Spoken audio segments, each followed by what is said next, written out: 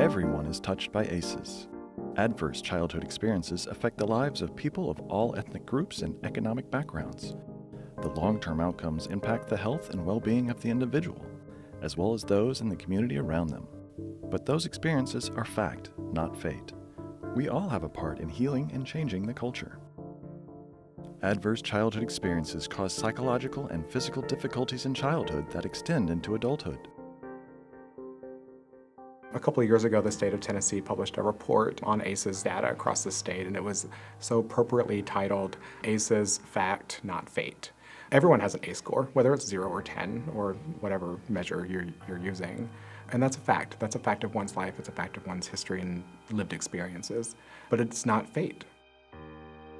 Just because you have ACEs doesn't mean that you're destined to have health issues, that there are things that you can do. They talk a lot about resilience. There's a lot of, healing that can be done once folks are aware of ACEs and their own ACE score. They can put a name on it and then they can figure out how to move forward. Learning about ACEs can be traumatic for someone who might have experienced it, like what it is, like having a name for it.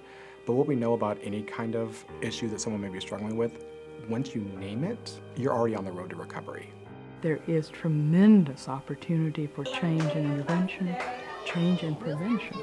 And that's where the field is most active and most exciting. What can we do that brings hope and engagement and revitalization to communities? How can we bring children, families, and communities together? The most perhaps other important message of that is it's not a one-step solution. It's not a one-step process. It's bringing all systems to the table.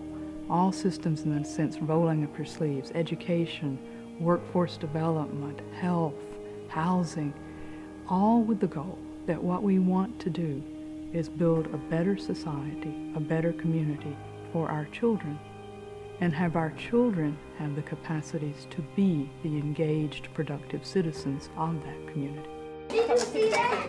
If those services and supports that can make a difference are provided, then we can stop that intergenerational transmission and we can help contribute substantially to overall prosperity in Tennessee, to greater mental health, physical health, to reductions in substance abuse, and to a really more productive society. More information about identifying ACEs scores, paths to healing, and how to help others is available